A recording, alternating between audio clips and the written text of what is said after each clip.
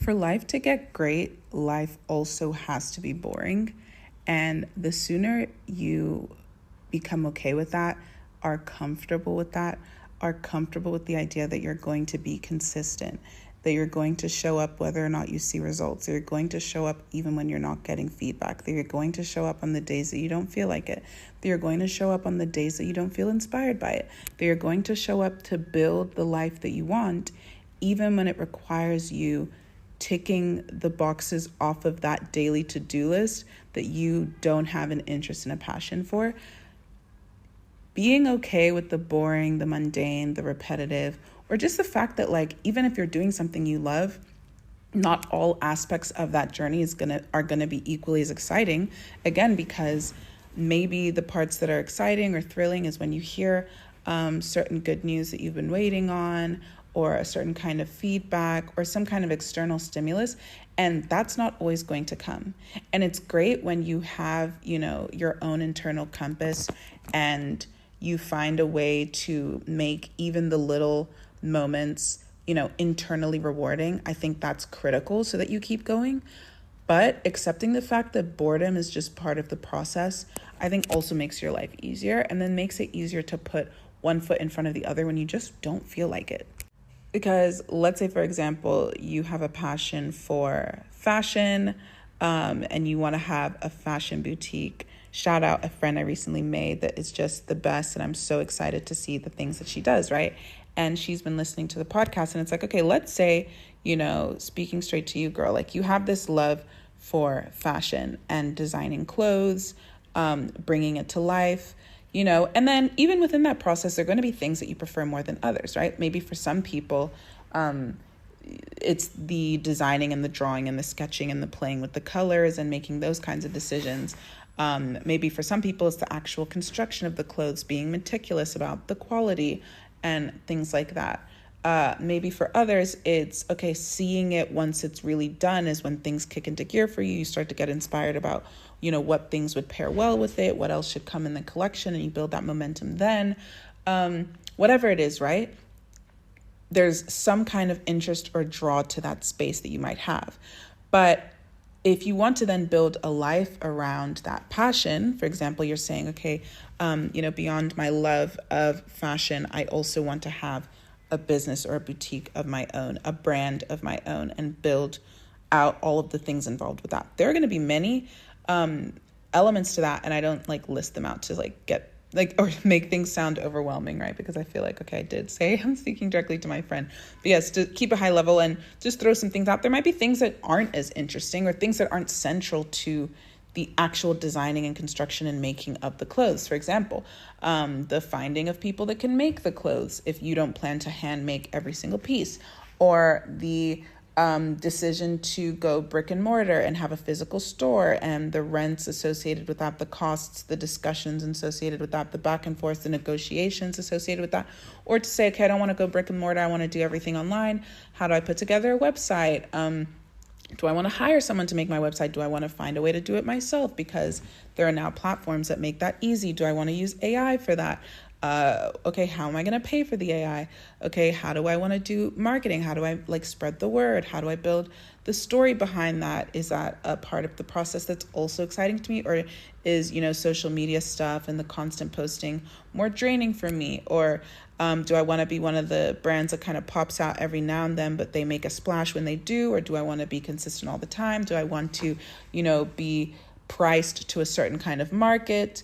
Or do I want to be more generally accessible, which then means I'm going for volume instead of, a target market, really high end, and then I don't need to sell as much volume to hit certain revenue targets. This is a bunch of stuff. Not all of it is immediately addressable, right? All at once, because then that sounds really overwhelming to hear all at once. But the reason I say and throw out all of these examples that would surround that initial passion for fashion, I like that, how that's sounding. It's giving brats. All of the other, surrounding elements that might come with wanting to build a boutique, a brand, a business, a life around a passion for fashion. I list them all out to say, not all of those other elements will be exciting to do. Like some of those other elements might be a drag, or not enjoyable, or boring, or mundane, or repetitive. But some configuration of these things in phases, right? Not all at once, because that would be overwhelming, but some configuration of this process in phases will require you to do at least some of the things, right, that I listed, depending on the end goal and end desire. And a lot of those things, or many of those things, right, have nothing to do with the initial love or of design and fashion and all those things. And the reality is too, maybe because you only are interested in designing clothes, you go a different route, you go a corporate route, you work with a brand that you admire and say, I want to make sketches for you.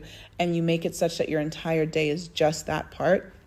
But even within a corporate role, right, you're still going to have to sometimes send emails, join meetings, have a back and forth, get feedback on your drawings, right? No matter what you want to do in this life, no matter what path you choose, business owner, non-business owner. Of course, we went the fashion specific example. But of course, this could apply for any interest of yours. Ultimately, anything you do in life will come with parts that you love, parts that are your favorite, parts that you're like, whatever, parts that you actually hate and have a resistance to that you have to actually learn to get over in order to overcome and, again, show up consistently. All of these things are part of the process, and an acceptance and a commitment to the parts that don't wow you and light you up inside gets you closer and closer every single day to maybe making the center of your day and the focus of your day only the parts you love, or ultimately get you closer and closer to that holistic life that you want.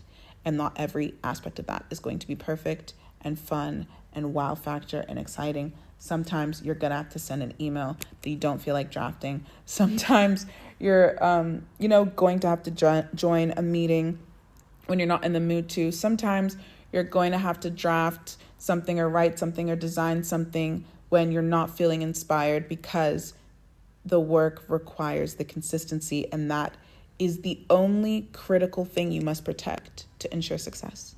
Consistency. It literally goes beyond everything else that you can do, right? Because having a perfect idea with no consistency, nothing, right? You didn't execute. You didn't show us anything. That idea lives in your head. It doesn't live in reality. Having a perfect idea with no consistency, nothing. Having the perfect, executed vision with no visibility, nothing, right? And to get visibility requires some level of consistency, reaching out to people, making yourself present in the market, whether through digital efforts or in-person efforts. There is some level of a recurring effort that has to take place to get the life that you want.